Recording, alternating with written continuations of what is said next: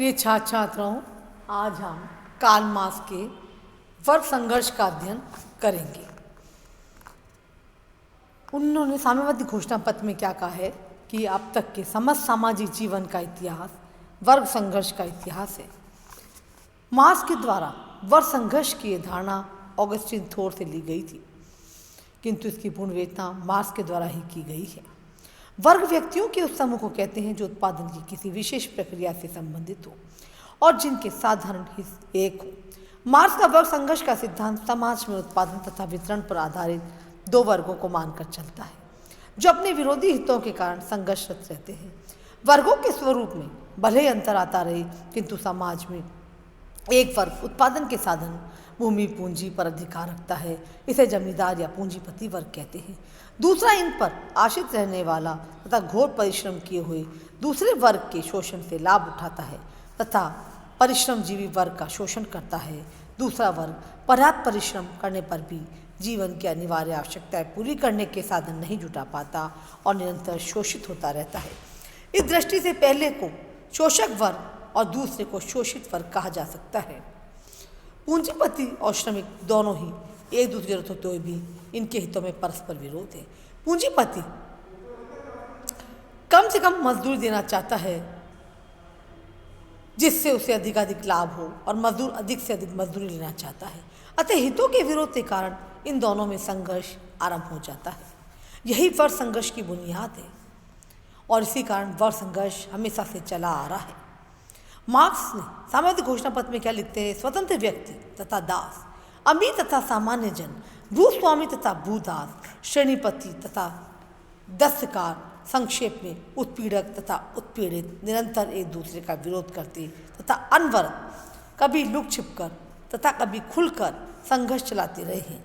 इस संघर्ष की परिणति हर बार या तो समाज में क्रांतिकारी पुनर्निर्माण में हुई है या संघर्ष करने वाले वर्गों के सर्वनाश में। वर्ग संघर्ष की धारणा के आधार पर कार्ल मार्क्स पूंजीवाद के अंत की अवश्य भावना व्यक्त करता है।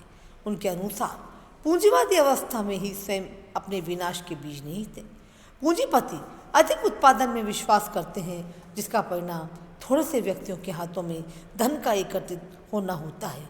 इसके परिणाम स्वरूप पूंजीपतियों की संख्या में निरंतर कमी और श्रमिकों की संख्या में वृद्धि होती है। पूंजीपति अपने आर्थिक लाभों के कारण एक ही स्थान पर अनेक उद्योगों की स्थापना में विश्वास करते हैं। उद्योग के स्थानीयकरण के कारण श्रमिकों में वर्गीय चेतना का निरंतर विकास होता रहता है। उनमें एकता उत्पन्न होती है और इसके आधार पर वे पूंजीपतियों का मुकाबला करने में सफल हो सकते हैं। इसके अतिरिक्त उद्योगों में उत्पादन की मात्रा अधिक बढ़ जाने के कारण इसी खपत के लिए दूसरे देशों में मंडियां खोजी जाती हैं। विकसित पूंजीवादी देशों के पूंजीपति दूसरे देशों में भी अपनी पूंजी लगाते हैं। इस प्रकार पूंजीवाद विश्वव्यापी और अंतर्राष्ट्रीय रूप धारण कर लेता है। पूंजीवादी व्यवस्था का एक परिणाम बार बार आर्थिक संकटों की उत्पत्ति है, जिसके परिणाम स्वरूप पूंजीपति की स्थिति असुरक्षित हो जाती है। सभी देशों के श्रमिक समान रूप से पूंजीवाद के शोषण अत्याचारों से पीड़ित होते हैं। अतः श्रमिक आंदोलन बहुत अधिक सुसंगठित हो जाता है और अंतर्राष्ट्रीय रूप ग्रहण कर लेता है।